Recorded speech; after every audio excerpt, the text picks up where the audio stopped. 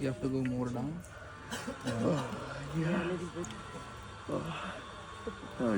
ಏನ್ ಗುರು ವಿಡಿಯೋನ ಇಷ್ಟು ಅರ್ಜೆಂಟ್ ಆಗಿ ಪಾಸ್ ಮಾಡ್ಬಿಟ್ಟೆ ಅನ್ನೋರ್ಗೆ ಇಲ್ಲಿದೆ ಉತ್ತರ. ನಂಗೆ ಗೊತ್ತು ಈ ವಿಡಿಯೋ ನೋಡ್ತಾ ನೋಡ್ತಾ ನೋಡ್ತಾ ಎಷ್ಟೋ ಜನರ ಮನಸ್ಸಲ್ಲಿ ಏನ್ ಓಡ್ತಾ ಇದೆ ಅಂತ. ಎಲ್ರು ಅನ್ಕೊಂತಿರ್ತಾರೆ, ಗುರು ಏನಿದು ವಿಡಿಯೋ, ಏನ್ ಮುಂದೆ ಅಂತ ಅಂದ್ಬಿಟ್ಟು. ಅದ್ರ ಜೊತೆಗೆ ಕೆಲವರು ಅವರ ತುದಿಗಾಲಲ್ಲಿ ಏನ್ ನೆಗೆಟಿವ್ ಕಮೆಂಟ್ ಹಾಕೋದು ಈ ವಿಡಿಯೋ ಮೇಲೆ, ಹೆಂಗೆ ಇವನ್ ಕಾಲು ಎಳಿಯೋದು ಅಂತ ಎಲ್ರು ಕಾಯ್ತಾ ಇರ್ತಾರೆ. ಬಟ್ ನಾನು ಈ ವಿಡಿಯೋ ಮಾಡ್ತಾ ಇರೋ ಕಾರಣ ಒಂದೇ. ನಿನ್ನೆ ಯಾವುದೋ ಒಂದು ಈವೆಂಟ್ಗೆ ಹೋಗಿದ್ದೆ. ಅಂದರೆ ಒಂದಿಷ್ಟು ಜನ ಸೇರೋ ಈವೆಂಟು ಅಂತಲ್ಲ, ಒಂದಿಷ್ಟು ಸಂಘದವರು ಇರೋ ಜಾಗಕ್ಕೆ. ಅವರು ಈ ಒಂದು ವಿಡಿಯೋನ ನೆನೆಸ್ಕೊಂಡು ನನ್ನ ಬಗ್ಗೆ ಒಂದೆರಡು ಕಮೆಂಟ್ಸನ್ನು ಪಾಸ್ ಮಾಡ್ತಾಯಿದ್ರು. ಆ ಕಮೆಂಟ್ಸ್ ಪಾಸ್ ಮಾಡಿದಾಗ ನಂಗೊಂದು ಅನಿಸ್ತು, ಪ್ರಾಬಬ್ಲಿ ಈಗಾದರೂ ಜನಕ್ಕೊಂದು ಕ್ಲಾರಿಟಿ ಕೊಡಲೇಬೇಕು ಅಂತ.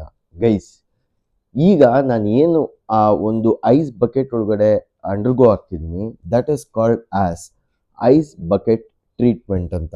ಆ್ಯಕ್ಚುಲಿ ನಿಮ್ಮ ಬಾಡಿ ಏನು ಹೀಟ್ ಇರುತ್ತೆ ಅದನ್ನು ಕೋಲ್ಡ್ ಜೊತೆಗೆ ಒಂದು ಇಂಟ್ರಾಕ್ಷನ್ ಆಗೋದಕ್ಕೆ ಯೋಗ ಆದಾಗ ಮಾಡುವಂಥ ಒನ್ ಆಫ್ ದ ಕ್ರಿಯೆ.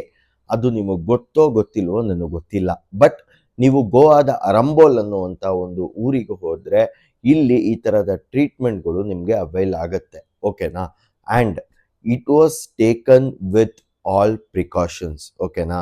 ಆ್ಯಂಡ್ ಇಲ್ಲಿ ನಿಮ್ಮ ಬಾಡಿ ಈ ಟ್ರೀಟ್ಮೆಂಟ್ ಅಂಡರ್ಗೋ ಆಗೋಕ್ಕೂ ಮುಂಚೆ ನಾವು ಡೀಪಾಗಿ ಬ್ರೀದ್ ಇನ್ ಬ್ರೀದ್ ಔಟ್ ಇವೆಲ್ಲ ಎಕ್ಸಸೈಸ್ ಮಾಡಬೇಕು.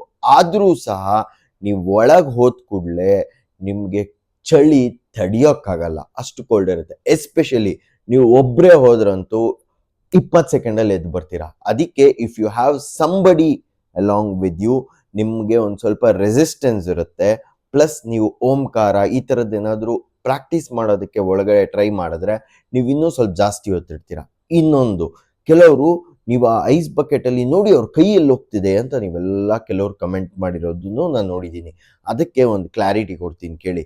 ಅದು ನಿಮ್ಮ ಬಾಡಿಯ ಮೋಸ್ಟ್ ಸೆನ್ಸಿಟಿವ್ ಪಾರ್ಟ್. ಇಲ್ಲವರೆಗೂ ನೀವು ಒಳಗೆ ಹೋದಾಗ ತುಂಬ ಸೆನ್ಸಿಟಿವ್ ಪಾರ್ಟ್ ಯಾವುದು ಅಂತ ನೀವು ಯೋಚನೆ ಮಾಡಿ.